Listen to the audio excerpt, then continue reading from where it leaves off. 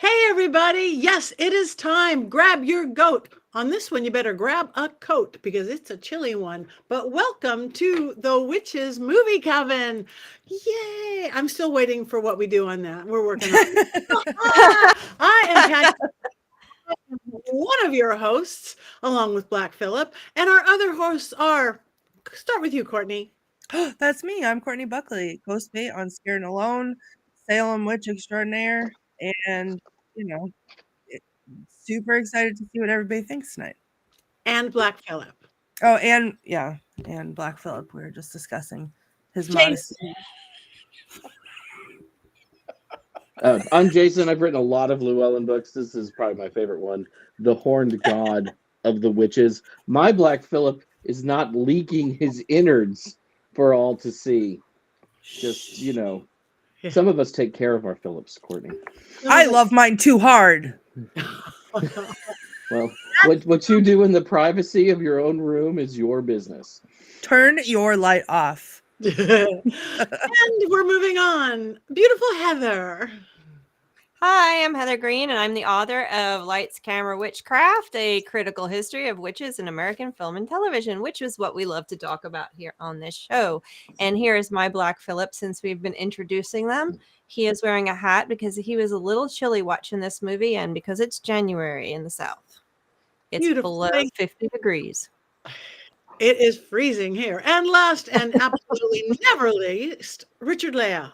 I am Richard-Lael. Richard-Lael is one name, not two. If I were just Richard. Anyway, I guess we're going to introduce my Black Phillip. This is my Black Phillip. And to be friend, I am known as the gentleman psychic. I'm a psychic and a medium. I used to be a psychic and a small, but I gained a lot of weight. I did stand up until I learned that I could make more money on my back. I need to bring my husband with its snare drum and just rim shot our way. Fine form tonight. Fine form. Hire him for next week. Oh. Well, I think I'm more purple today, so it's because lilac, this color, it looks berry grape on me. I did that on purple. I think it's marvelous. No, I have to go. My internet, something's wrong with my internet, and I have to leave. There it is. There it is. We need that snare drum, Patti. I know. As soon as he gets home, I'm grabbing him. Anyway, this week, how is everybody? Please jump in that chat room. We want to hear your thoughts. We want to hear your questions. We want to hear everything that you have to say. Well, in a family show, that is.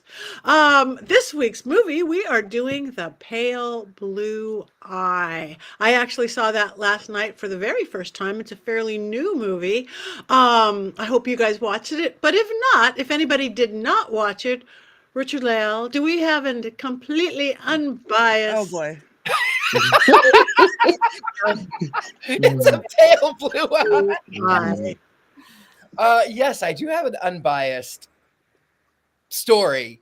So the plot line is the fictionalized version of some real life historical events. It takes place about 1830, and there is a detective who is called to West Point in the Hudson. And along the way, he's trying to solve these murders that have happened. And it turns out that there was an officer who died. It was said that he unalived himself, though all of the sort of references made it sort of impossible because he was seated, not hanging. And then while the body is in the morgue, someone comes in and violates the body by removing his heart. So this detective has been charged to sort of solve this murder, and what's happening, why is this, why did these people murder him and then take his heart? And then along the way, he encounters Edgar Allan Poe, of course, the famous Edgar Allan Poe, but at this point, he was not that famous. He was sort of famous. He was demi-famous. He was the Diet Coke of famous. Just 1 calorie. So he had published a few things, but he was not the famous Edgar Allan Poe in 1830. and Diet Coke. So they go through a lot of twists and turns. They find out that there is a group of Satanists who are not only murdering people for their hearts, unaliving them via the neck, and then removing their hearts, they're also doing it to cows and goats, like Black Phillip, who has his heart ripped out from the other side. Anyway, it turns out that they have discovered that the murders have taken place in the ice house in the center of a triangle.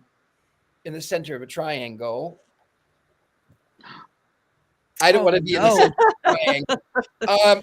And then through all of this, more and more sort of mystery and intrigue, and then it comes out that it is actually the daughter of this officer, this chief officer. It's the daughter and was it the son? I don't remember, but the children of this lead officer, and she has some rare disease. Of course, she's the love interest of Edgar Allan Poe, and she coughs a lot, so you know that she's probably going to die. It's 1830, and it's not just a cold.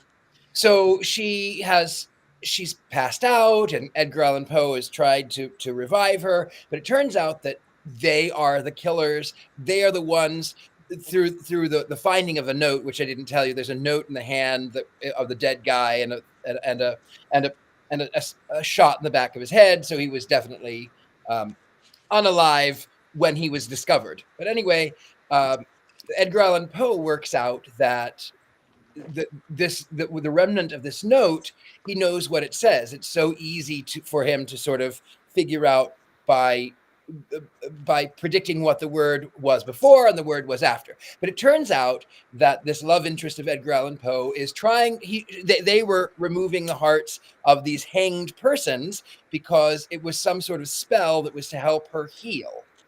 And then there's a twist.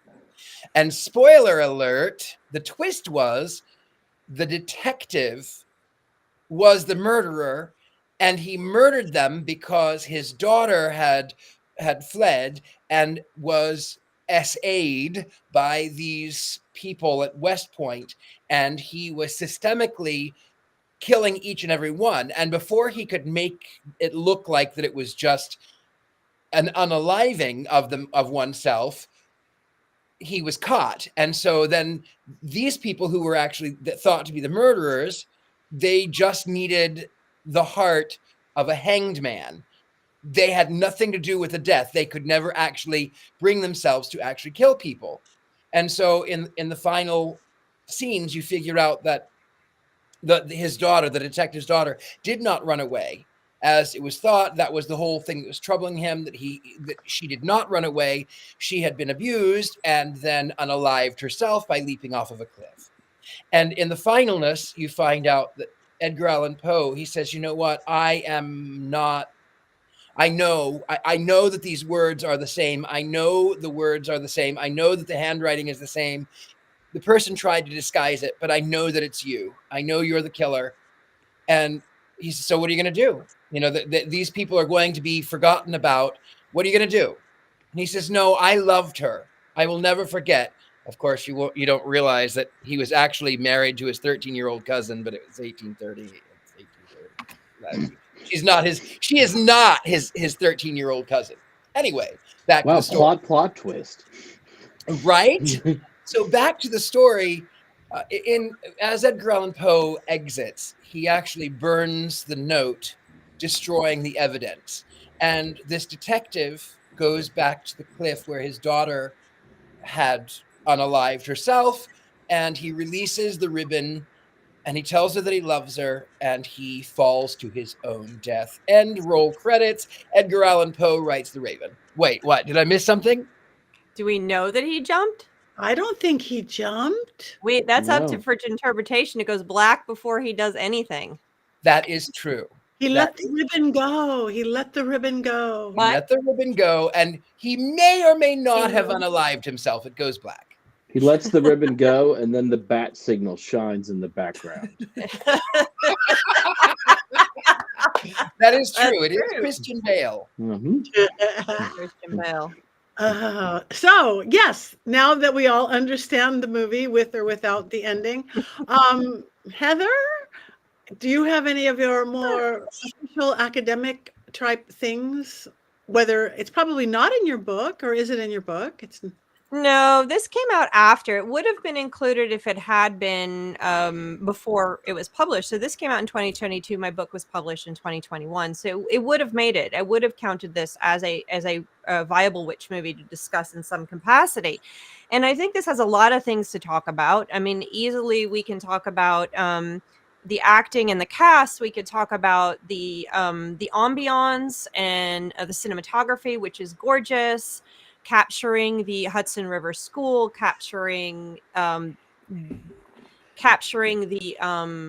mystery. There's a lot of things we can talk about. Christian Bale, who's a brilliant actor, has been in Hollywood forever, doing so many different things, from everything from Newsies to Batman to the Ford v Ferrari movie. He's just such a variety of things that he's done, and we can talk about redemption and themes that are really interesting. Of course, the portrayal of the occult and how that fits in. But I think one of the things that's interesting, of course, is the Poe thing, because I think if you look at this movie, more than anything to me, it's a tribute to Poe. And I think that is, and I'll talk about my opinions later, but I think you see that throughout, because from the details within this that actually touch him it's throughout. It's not just that he's there. He was a cadet for a year. Okay. So there are aspects that are the same. The pale blue eye is actually a line from the Telltale Heart. So in the Telltale Heart, his probably arguably his most famous story, he Poe's main character wants to kill a person, this old man, because he has this pale blue eye that pierces him. So you have that. You also have reference to the Pit and the Pendulum, which actually was made into a movie in the late 80s that has witches in it. Not what Poe did, but they added witches into it. We can do that another time.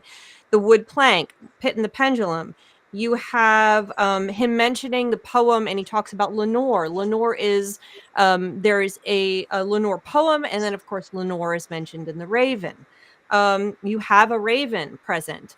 You have, there is a story called Landor's Cottage, and Landor is the main character of this. Not connected, but the original author of the book that this movie was based on obviously was either research Poe, a Poe fan or something, because he keeps touching on it throughout. There's all these things.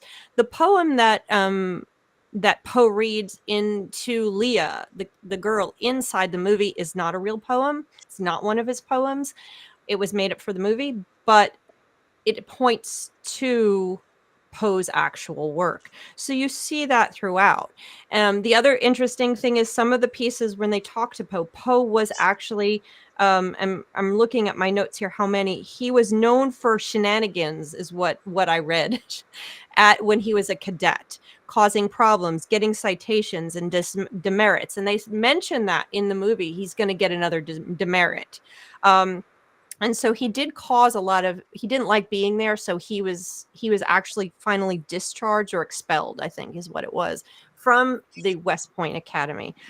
So he did cause a little bit of problems. It was suspected that he murdered someone at some point. So there is some reality woven into this story. But a lot of it really was a tribute to Poe. And if you look at the ambiance, you look at the cinematography, it really captures Poe's own dark, gothic almost stories, and the themes are the interest in death and illness and the touching of life and death together. These are all themes that run through Poe's work that also are seen here constantly. You know, everybody is kind of dealing with this idea of someone dying, or someone who's dead, or someone talking to someone who's dead, or relating to someone who is dead or dying in that relationship. So you see that here. In in this, as well as being what people consider often he's almost the Poe is the father of American mystery and American horror and Gothic horror. So you see that coming through in this movie. And one of the most interesting things for me was, aside from all this, because I could talk for hours on this topic, but was that I was sitting there at one point and I was listening to the music. If you listen to the score, close your eyes and listen to the score, it's extremely haunting. And the first thing that I thought of when I was listening, I'm like, oh my goodness, all of a sudden I'm thinking of Clarice Starling. And I looked at the writer of the music score, Howard Shore, for this movie was the same score for Silence of the Lambs. The music. So if you listen to the score of Silence of the Lambs and listen to the score of this, you will see it is unmistakable, and it's that haunting sound that just kind of permeates it and sits there almost like the cold fog, and it mirrors it beautifully. So you see that too, all capturing what Poe was about. And so I think this movie is more a tribute to Poe and than it is anything else. But there's a lot of other things we can talk about, the characters, but I just wanted to set that up because I think that's what this movie really presents to, the most powerful part of this movie to talk about. Okay. I will go next. I don't know what to say. I'm just going to talk about how I felt watching it. I have never been so cold watching a movie in my entire life. Truly, I'm sitting here with my heater that I'm always sitting with, and just this beautiful cinematography, the haunting music, the beautiful performances by everybody. I felt the empty, lonely, cold. I literally was like shivering in my own boots in my 80-degree house. So I immensely enjoyed not enjoying it, if that makes sense, because I don't like to be cold and I don't want to be so lonely, spooky, but I loved it. I'm a fan of I am a fan of murder mysteries. I ran a murder mystery company for 20 years. It was a beautiful murder mystery in itself. And my computer wants to update. No. No, not now. And so I just love that. Again, the characters were great, especially the main two. Their relationship together was beautiful. That could have been it in itself for me. And again, just enjoyed the mystery, enjoyed it all. Next. I'll go. I haven't gone yet. I feel like it took me 2 tries to watch this movie, and I only got halfway through. And that is not a testament to, it was a testament to like me not being in the right headspace to watch this movie. The cinematography was beautiful. Like I couldn't tear my eyes away from that. I loved the characters. I loved the performances. Edgar Allan Poe in this movie particularly is a whole mood. And I have quotes. I was furiously writing down quotes. But I found myself enjoying the characters so much, and then I had to stop and be like, I don't even know what's happening. Like, I like what they're doing and I like what they're saying, but I've lost the plot entirely. And it was really hard for me to follow, I think, because it was very slow, which I think it should have been, because it sets the tone nicely. But like, it dragged on, and I was literally at exactly halfway, and I was like, my brain can't take it anymore. And I just couldn't get through it. And I still don't think I didn't like it. I think I did like it, but it was just really hard. And I have to say that I realized something about myself while watching this movie and seeing Edgar Allan Poe inviting a girl out on a date to a cemetery. I thought that's why I don't date, because I've been waiting for Edgar Allan Poe my whole life. And there it is. But yeah, I have a lot of opinions about it, but and I'm torn, because I feel like it probably was. And then I looked it up. I looked up the ending, which I'm now mad that I did, because I spoiled it for myself. And usually I avoid spoilers, and I think it would have been really good, but I couldn't get there. We have a theme going here. Soon it's going to be the first half of the movie quotes by Courtney. Yeah, true. This is 2 weeks in a row. Weeks in a row. It's been, the holidays are a hard time for me.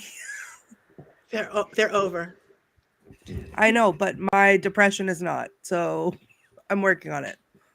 It's okay, Courtney. It took me 3 different watches to get through this movie. Okay, see, started it it- wasn't just me this time. I started it this morning. I didn't finish it this morning, and then I tried to wait for lunch, and I didn't finish it during lunch, and then I finished it while I was prepping for dinner later.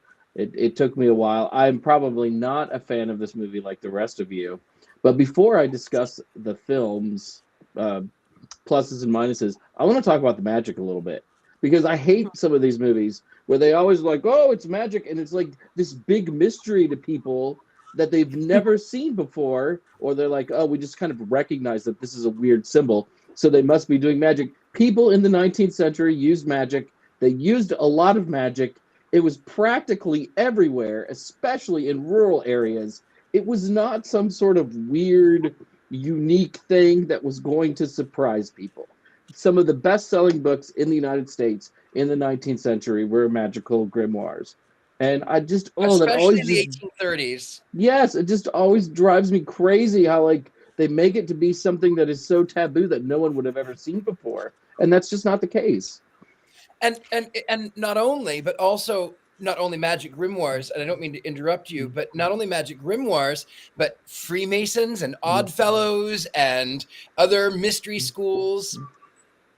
It was everywhere. It was everywhere. And especially in New York, of all states. I mean, New York is where New York was the spiritual the hotbed of movement. weird spiritual movements in the United States during that particular period of time. But I wonder, Jason, on that point of the mystery schools and the magic, I'm wondering in 1830, though, because the great disappointment of 1848, that was years later. So the Fox sisters, they were 1830. What was it, 1838? So it's early, because it was really the Fox sisters who really kind of sparked a lot of it. But you still got the Mormons and stuff getting ready to percolate, and people were out looking for magical treasures and all sorts of things. You know, it was a very magical society in a lot of ways. Now, these people didn't think they were doing anything occult-like. It was just like being a blacksmith, somebody using magic. It was just something that you did because that was how you got through things. It wasn't probably as esoteric as we make it out to be, but it was there and it was present, and it's always like this, you know, like no way could that be present. And it's just like, no, it was. And it's something history and movie makers don't ever really talk about.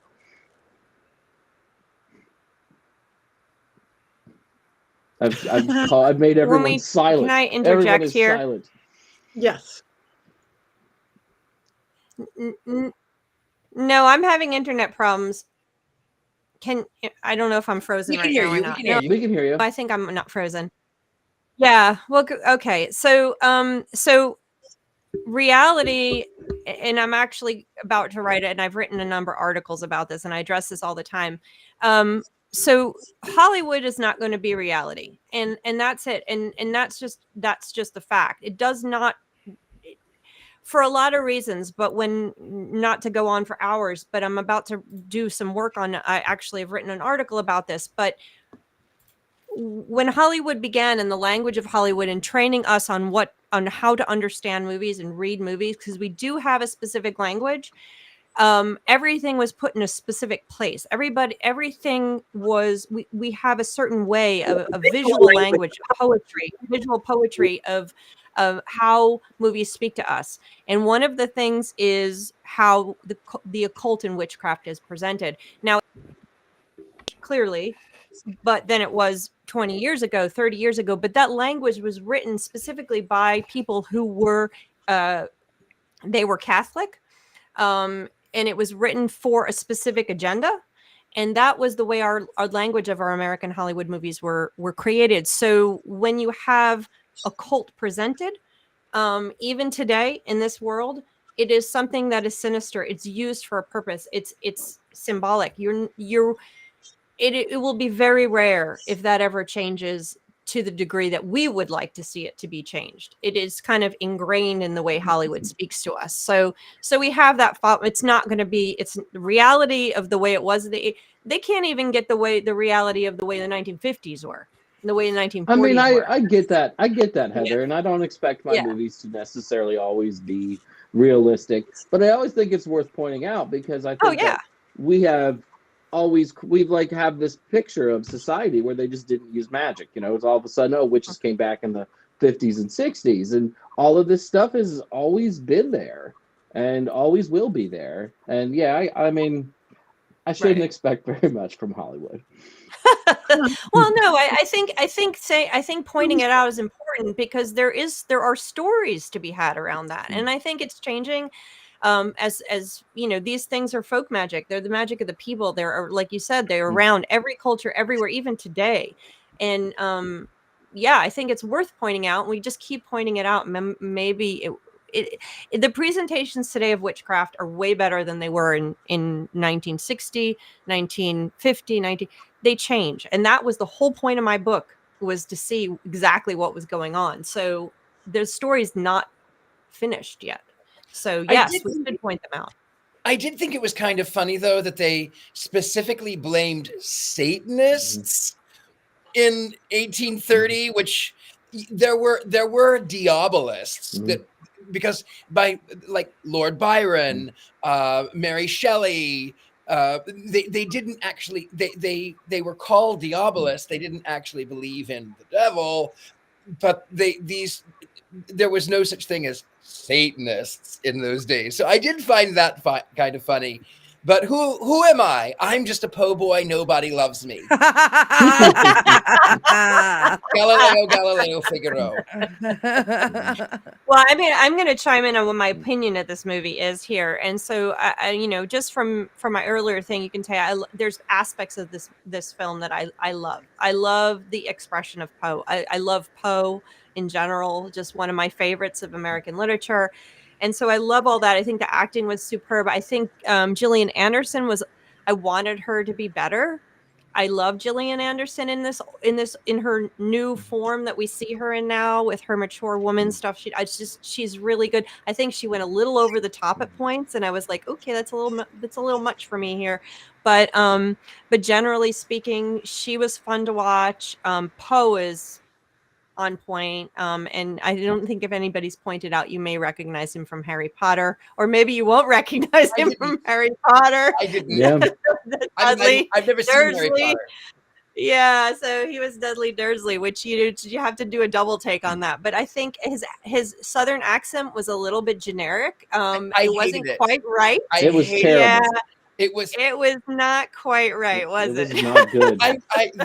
I tell you, I did love the movie, but that Southern drawl was really annoying, and I couldn't quite understand why he was so generically Southern. And Poe grew up in Virginia, and so he wouldn't have had that accent anyway. It was like borderline Savannah with a little bit of North Carolina in there, and I think only people from the South would have recognized the differences in Southern accents. No, I'm not from the South, and I heard Savannah. Yeah, he tried the Savannah. It was not. So that was a little problematic. But I'm going to be honest. Christian Bale is quickly becoming my favorite modern Hollywood actor. I think he's absolutely brilliant. I think, I think he is up there with Jimmy Stewart for me. Let's be honest. So I always enjoy seeing him act.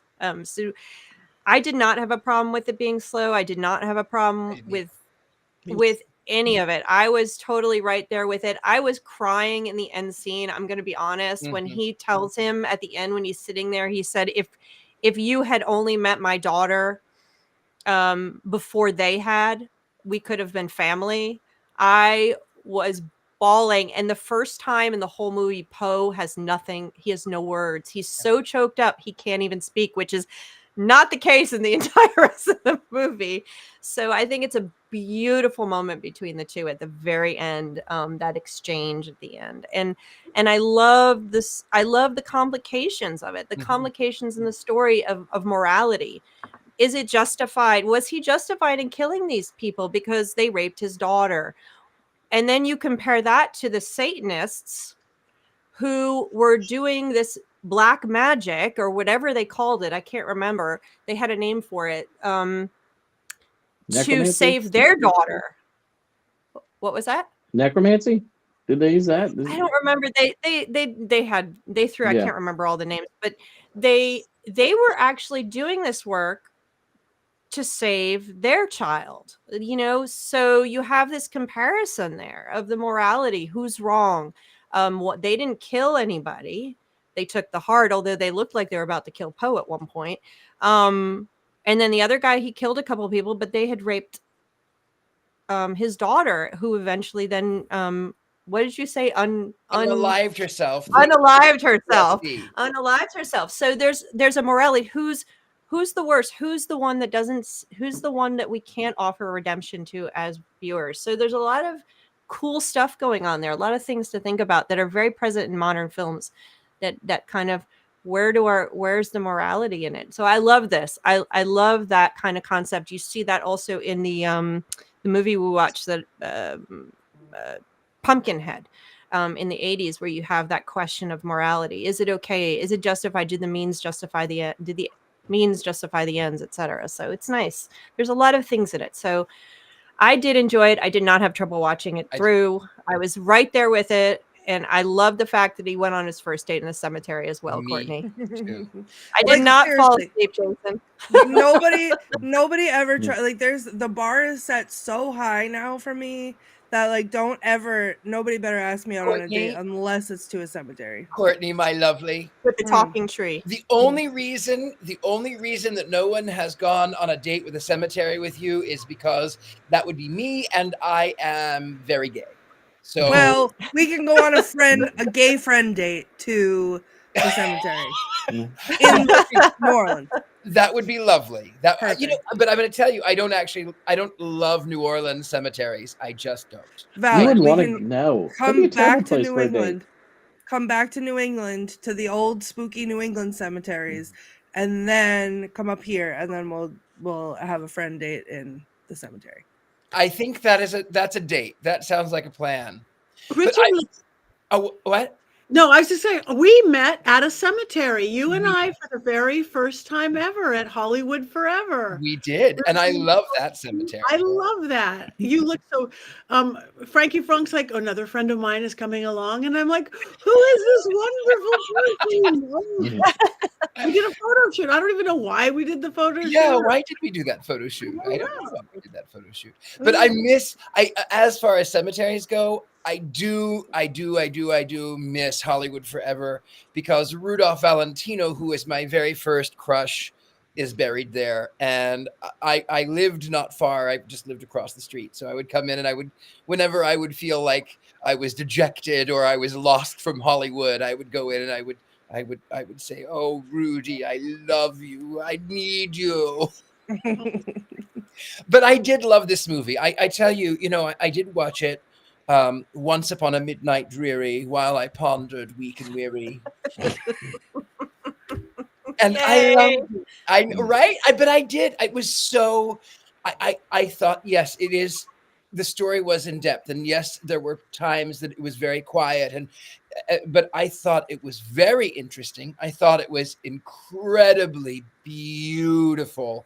I loved the fact that they actually filmed in Pennsylvania, because it looks a lot like the Hudson, but it's not the Hudson. It's actually Pennsylvania.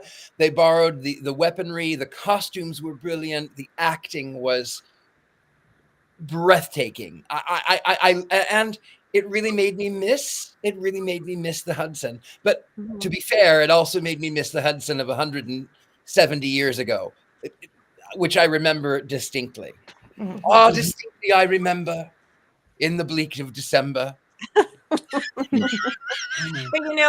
don't know, Richard-Lael, when they were standing on the cliff and he's looking out across the Hudson, and he sees the mountains. I'm looking at, and I grew up right on the Hudson River. Okay, way further down from where they were, although West Point isn't that far from where I grew up. When you look out, I don't think the mountains look like that. Like I was looking because the mountains are more like cliffs on the Hudson. They're not like these rolling hills. And I'm like, yeah, that's supposed to be the Hudson, but that's not what the mountains It's look like. Pennsylvania. Yeah, they're rolling, and I think it was Western Pennsylvania too. So whatever river that was like a Pittsburgh, was like the Pittsburgh area. So I'm like, yeah, they're cliffs off the Hudson. They needed to like just shave the top of those off, and it would have looked more authentic. But yeah, it's a beautiful part of the country. At least it was at one. I loved how whenever they were showing where the army or has always guys marching, every time there would be this beautiful precision line. Every time it was part of the whole scenario. That stuff just beautifully stood out for me. Yeah. And that was one of the quotes. I don't know if Courtney has that quote that I enjoyed, is the one where he talks about how they take away a person's freedom. I don't have that one, but as someone who spent 6 months in basic training, I tend to avoid all military things because that was a long time ago and I'm still not over it. So. That's fair. I think that's fair. I'm gonna jump in. I did not join the military, but I did almost accidentally join the Navy once because I thought that I liked the uniforms and I thought it was going to be like South Pacific. And then I called them. I said, well, I just want information. They said, well, we can't give you any information until you take this test. And I went, okay, I'll take a test. Why not? So they said, okay, that was great. Now you just have to go to Kansas City and take this other test. And I went, okay, I'm just taking a test. And then I get on the bus and then I realized that with all of these other people that they're going to enlist. They're taking their ASFAB. ASFAB? ABFAB? I don't know. No, you're right. Anyway, they're going to take and then it's supposed to be like a 3-hour test. I took it in 30 minutes and then I went, I don't want to be here. I don't want to be here. I don't want to be here. And they went, why are you here? I said, well, I like the uniforms. They're very pretty. New York. Want to know a secret? Want to know a secret about when I took my ASFAB? I enlisted to be a police officer in the Air Force, and no one could talk me out of it. That's what I was going to do, and that was it. The end. And I took my test and my scores because they put little pictures in front of me and they were like, put this together, like with the pictures, right? And I was like, what? I know how to do this. And they were like, so we can't let you be a cop because we want you to build and test nuclear weapons because your brain is programmed to be able to do that. And I was like, cool. So that was supposed to be my thing, but I was only going to be trained for 6.5 weeks after basic training to do that. So I felt like either that's what my test told me, told them that I was capable of doing, or nuclear weapons, they just wanted a body in front of the nuclear weapons in case something went wrong. So I still to this day don't know. I'm just thinking though that if you join the Navy, that song is banging though. I mean, they have the best. The Navy, they have the best theme song. We don't own the rights to that song. Yeah. There's a question in the chat.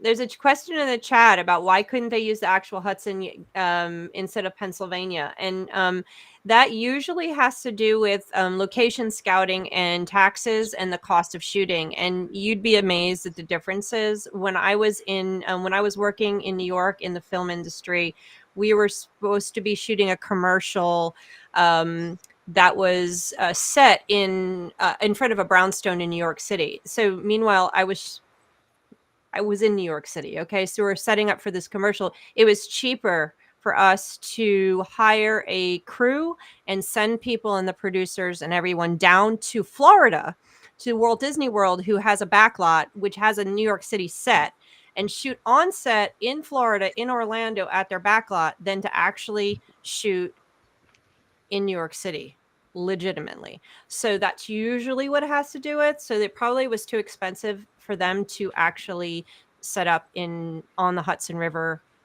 around the Tappan Zee Bridge or whatever they call it now, and which is where this is supposed to take place, or actually at West Point. It probably was too expensive, and they found a better place. And I also wonder too, New York along the Hudson is much more developed now than Western Pennsylvania.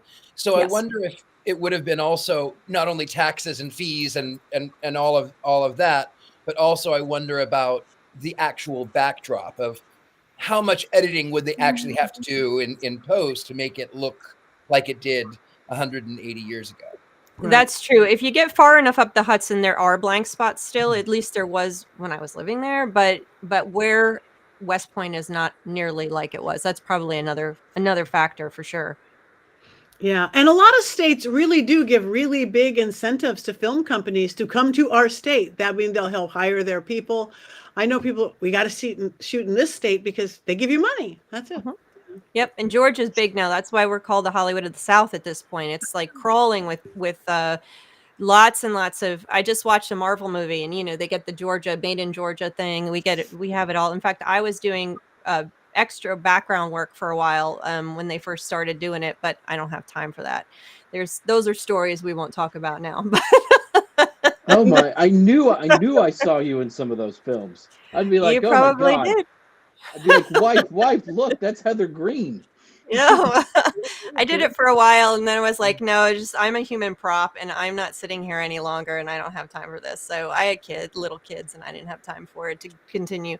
But yeah, that's your human furniture is pretty much what it is, But anyway, so that's a big piece. I know when my dad was shooting, he was going up to Vancouver. It was cheaper to film in Vancouver across the border than it was here in the States and in LA even, where they have all the stuff set up. So yeah, that's a lot of it. And like you said, they might have gotten a better vantage point with rural Pennsylvania.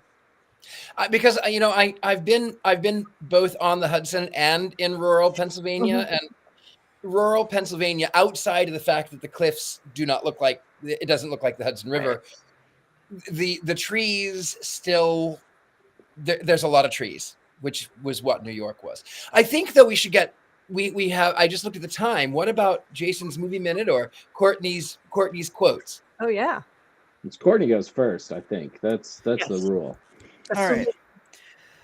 First half. Okay, so even though I watched half the movie, I have a full movie's worth of quotes. I feel like I was furiously typing. In the beginning, when they said, Dr. Marquis, how does a person go about doing this? And he says, scalpel or any good sharp knife would do. And I thought, me and my bone collection agree. I like that. Poe was by far, there it is. Poe was by far my favorite character, obviously. And I felt like I was starting to write down every single thing he was saying because he was amazing. But my favorite part was when he goes into the house. I think it's the house of the detective guy. And he sees his bookshelf and he screams, books! And then he runs over to them and then he says, you have never interested me more. And then of course there's his poem that he recites to the cadets, which I'm gonna recite because there's no bad words in it.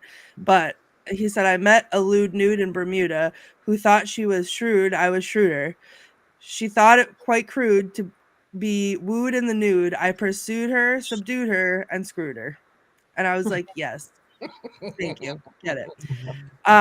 Then the whole cemetery date scene, which obviously, hello.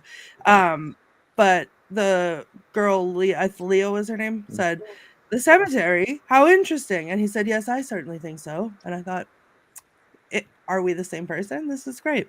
One of my the next three were, I feel like they spoke to me personally, so I really liked them, and they're not as funny. But he said, I do consider death to be poetry's most exalted theme.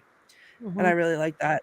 And then she said to him, Leah said, how well it sits on you, morbidity, suits you better than your uniform.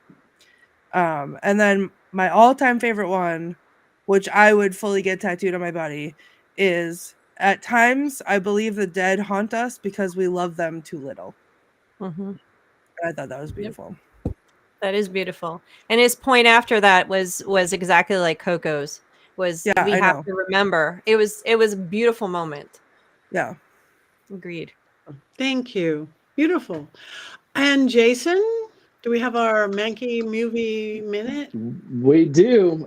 You all are not going to like it because, as I said, I am going to turn my light off, Jason. Oh boy. yes, everyone should have a light they can turn on and off. I Because I can't didn't like this actually, movie but I as can. much as I'll block it. I didn't like this movie as much as the rest of you. So my opinion of it is really different. So here we go. It's the wackiest detective team-up in the history of Netflix. Meet Edgar Allan Poe, a wannabe poet stuck at West Point playing soldier. Edgar dreams about being a ladies' man, and perhaps even making a friend. And then there's Augustus Lando Calrissian, a grizzled old detective with a love of fine drink and facial hair. Together, Edgar and Lando will help solve a murder, or murders, because the dead keep piling up. In a pre-UFO world, mutilated cows and sheep can only mean one thing: Satan. And we aren't talking about Richard-Lael's car, Mr. Satan. No, we're talking the black arts here. Serious stuff.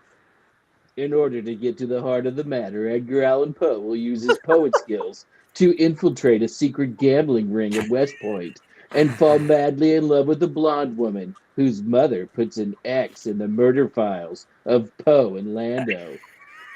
What will happen to our dashing detectives when the evidence leads them deep into the realm of a family that worships Satan and talks to the dead? Poe knows you can't talk to a psycho like a normal human being. You can only talk to psychos if you are one of the world's greatest detectives. And then, after the movie starts to get interesting for 10 minutes, 2 people burn to death, and we find out that Lando Calrissian has been helping the Empire all along. Quote the Raven, don't give me any more. That might be your best one yet. I would probably have watched that movie, that one that you watched the whole way through. I I would really turn my think- light off so bad if I could reach it. Me I too. can't reach it. See, I was worried about that. I thought there was a real possibility of that. One's But- up, Jason. I'm not going to hold it against you personally, Jason. I'm just going I to know. disagree with you, and we're just going to have to watch The Sword and the Stone to make you happy. Oh, Ooh. no. Which is To movie- make it up to you, we will watch The Sword and the Stone. Heather, I've never been so proud to be your friend than I am right now. I've learned from you. I noticed. getting Yeah, rough. I mean, I would have much rather watched a buddy team up with Lando Calrissian and Edgar Allan Poe, right? That would have been really fun, and it could have like set off a whole chain of fun Netflix detective films starring this unlikely duo, right? I mean, that would have been really great. It would have been great. But you have to admit the casting was really good, and the fellow who played the captain or whatever he was, whose daughter was the Satanist. The doctor, Toby Jones. Doctor. I love Toby Jones. Yeah. That Toby Jones was actually a real person, and the casting, they are the real one and the actor are like the same person. It's amazing. So the casting was great. This is, of course, Dudley Do-Right as Edgar Allan Poe.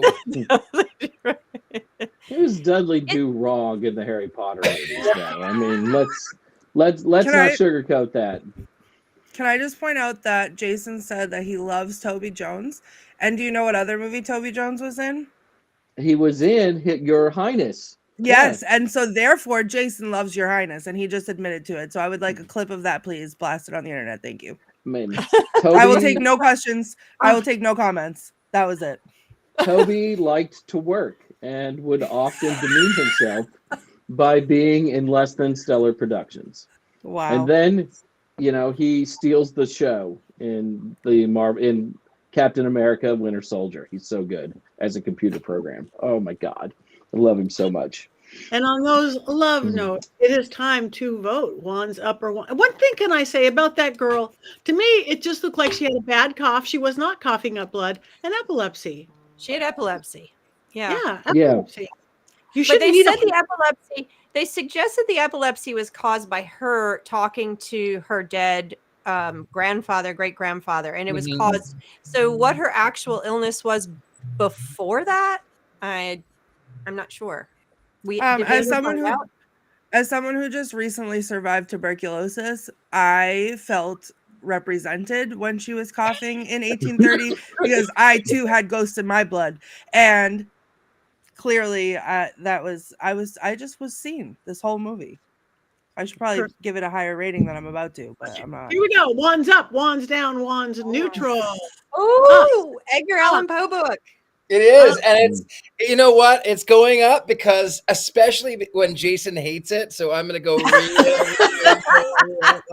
Jason, I mean, just I to didn't counterbalance. hate it completely. I didn't hate it completely. I mean, it has a really great cast. There's some nice performances. It goes on too long.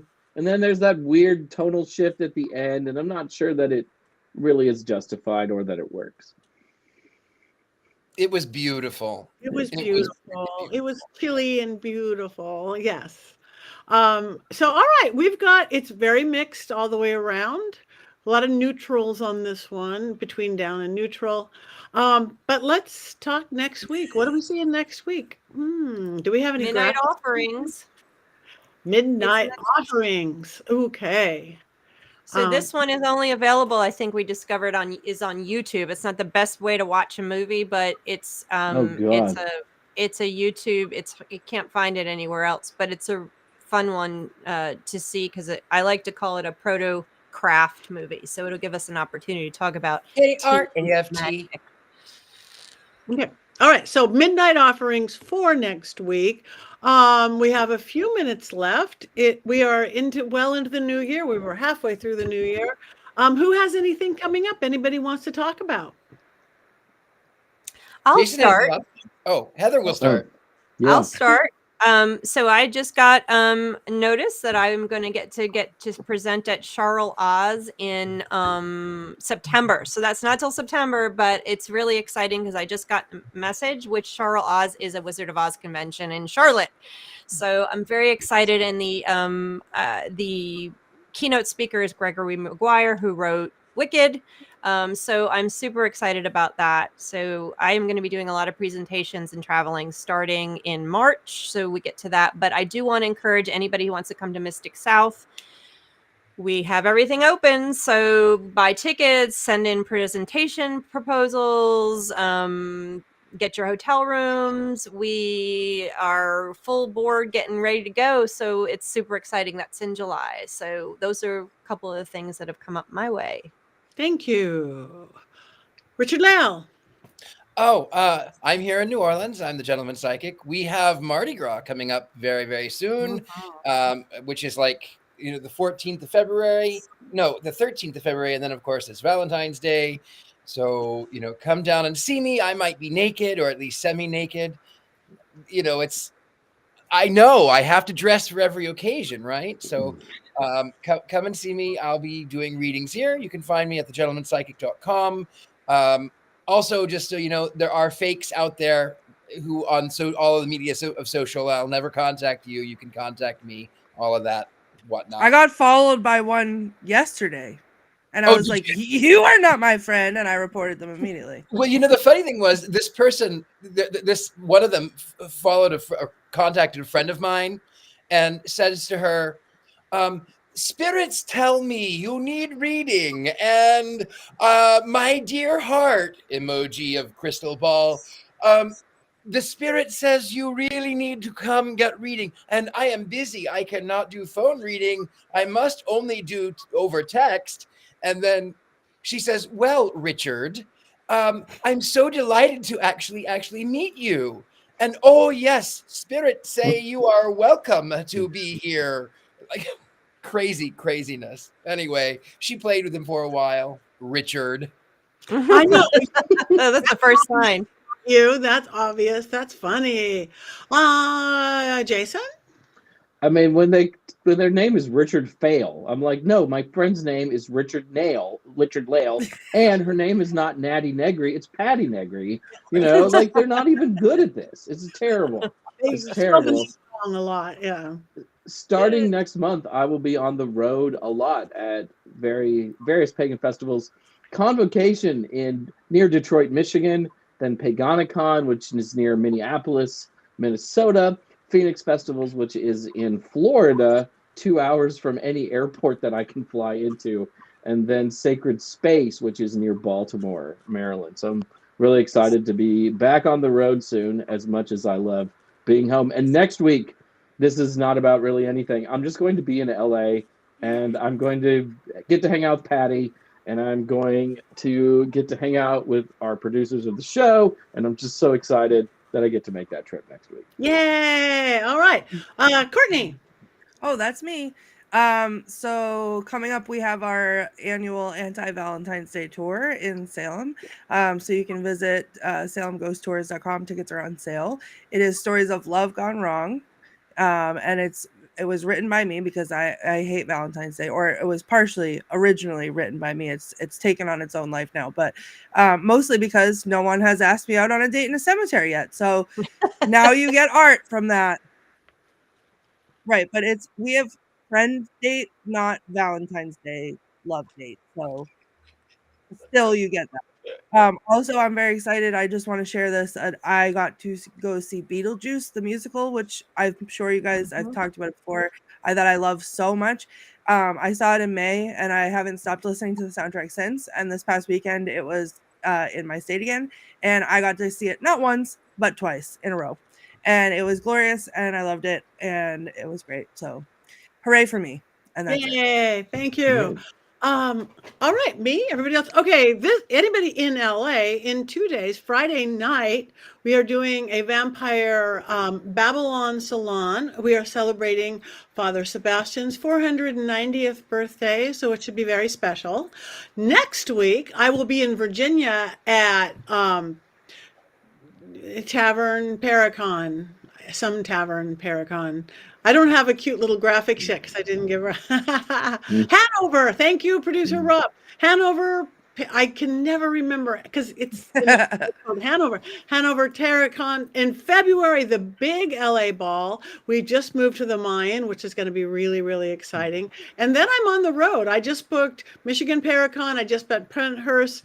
I've got Old Globe in Phoenix. I've got Spirits in the Sky, wherever that is. So I've got to make my little list so we can get little graphics. But go to pattinegri.com. You can find everything. Please, with all of us, like us, follow us. It makes a difference in whatever world of this media world. So on our social media, like us, tell your friends about this. If you like our show, bring them in.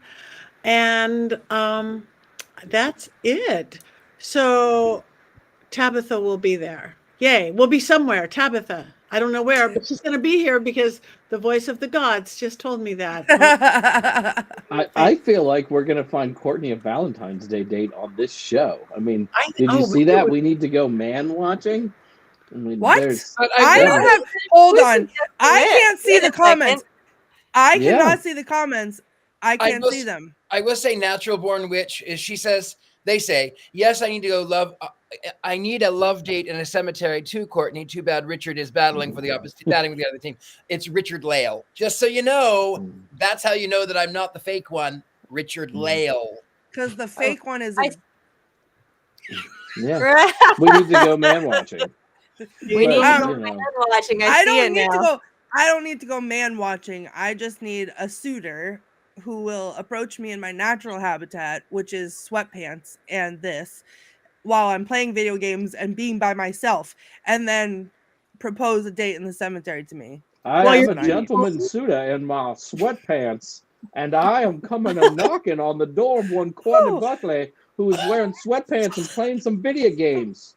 Oh, you let's go from to the cemetery. Dude, declare. The fake Southern accent. There it is. I do declare. All right. Well, we are. Nobody talks like. So, Foghorn Leghorn. We have one last thing to do. I don't know. Should we do it with a bad Southern accent or cackle, or how? How can we do that? Well, I do declare that we should.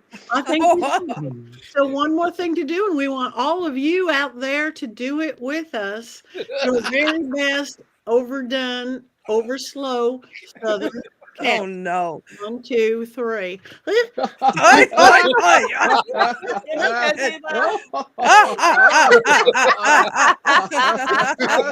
Bless your heart.